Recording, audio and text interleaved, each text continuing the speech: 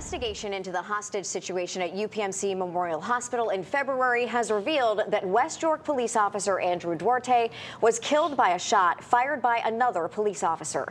Thanks for joining us for Fox 43 News at 10. I'm Amy Lutz. I'm Evan Forrester. Officer Duarte responding to a shooting and hostage situation at the hospital.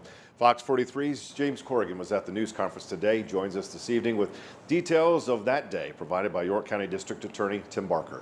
Well, Evan, the district attorney was emotional as he revealed that the death of Officer Duarte was from a shot fired by another police officer. He reiterated that there was no wrongdoing, he believes, by the officers, and that protocol was followed in responding to that hostage situation. He described for the first time in great detail the scene on that February day when tragedy struck UPMC Memorial Hospital.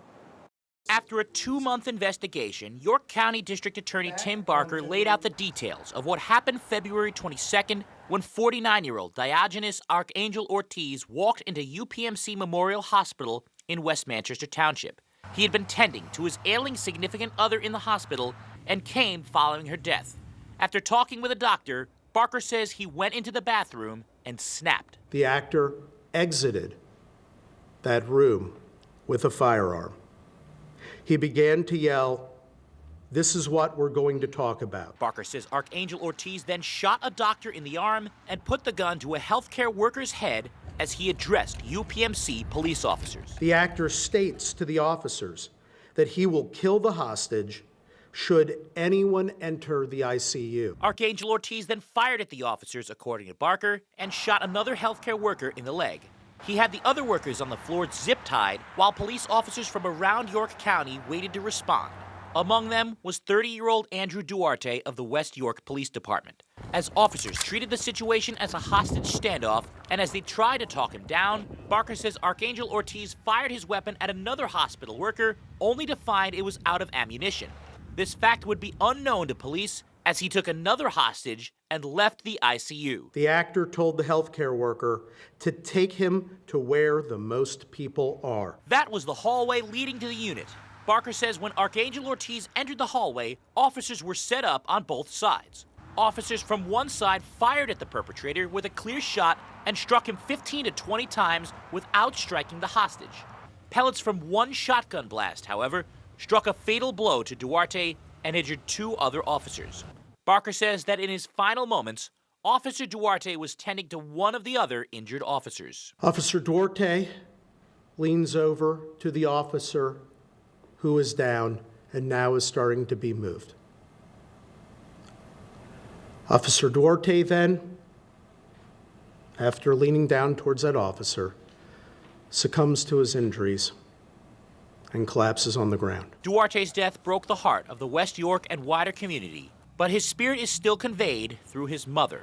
Nancy Duarte spoke with the media following the press conference, saying that her son's final moments helping a fellow officer epitomized how he lived. The fact that even though he's shot, he knows he's shot, he identifies that to all of the law enforcement that are there, that he's been hit, he still goes back for the Northern Regional officer to grab his hand. Duarte says she holds no resentment over how her son died and praised the professionalism of the officers he served beside. Every single one of them did what they were supposed to do, what they'd been trained to do. I don't have any feelings one way or the other than deep appreciation for the work that they do every day. But the hole remains in her heart after 2 months. Duarte read aloud a card of affirmations her son kept to represent who he saw himself as a police officer, showcasing a code which informed a life of service. I am a warrior. I am part of a team. I will never quit. I will only accept victory. I will display professionalism at all times. I will conduct myself in a highly ethical manner. I am committed to excellence. I always seek to improve myself. So that's who he was. Now, the injuries to the other officers and healthcare workers were not life-threatening. The hostage was also injured after hitting her head while running away. The identities of any of the other officers or healthcare workers involved were not disclosed. The district attorney today concluded by saying that Officer Duarte fought the good fight, ran his race, and kept the faith, and that the lesson from the incident should be to always be kind to one another. Evan? Fox 43's James Corrigan. Certainly an emotional day for everybody. Thank you.